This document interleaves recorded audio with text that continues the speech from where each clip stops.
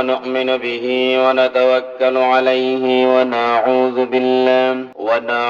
بالله من شرور أنفسنا ومن سيئات أعمالنا من يهده الله فلا مضل له ومن يضلل فلا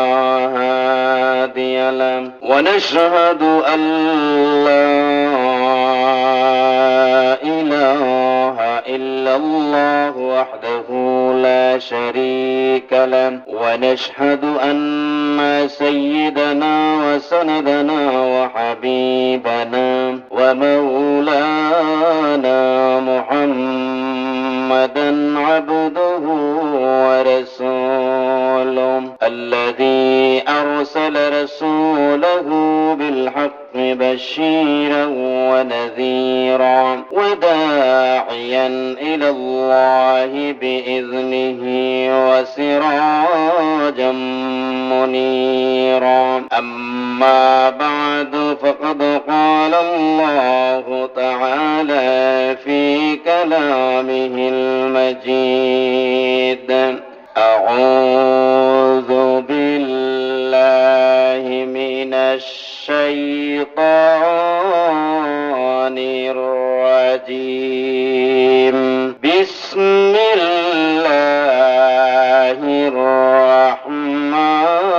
الرحمن الرحيم ألف لام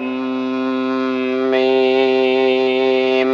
تلك آيات الكتاب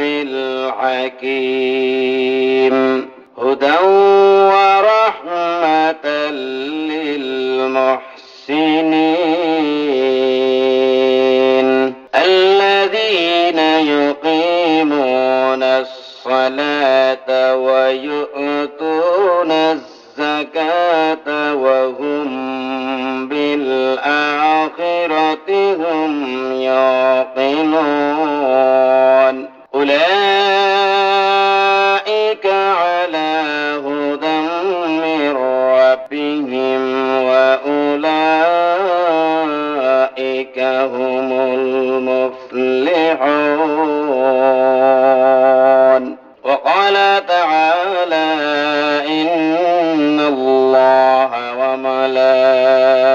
وملائكته يصلون على النبي يا أيها الذين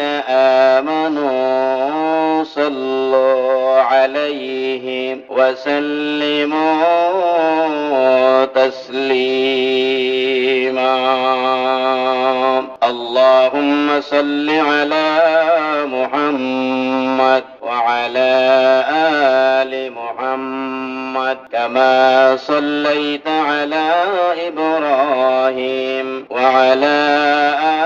آل إبراهيم إنك حميد مجيد بلغ العلا بكماله كشف الدجى